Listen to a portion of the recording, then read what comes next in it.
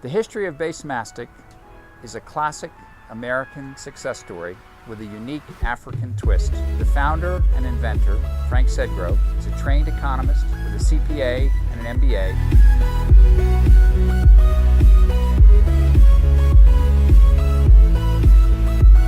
Is a polymer vinyl acetate product that is used for soil stabilization, road construction, and maintenance.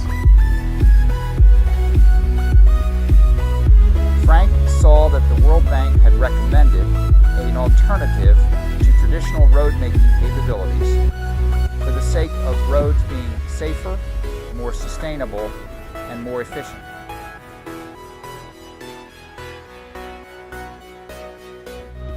How I define the benefits or the advantages and the efficiency of the Basemastic product.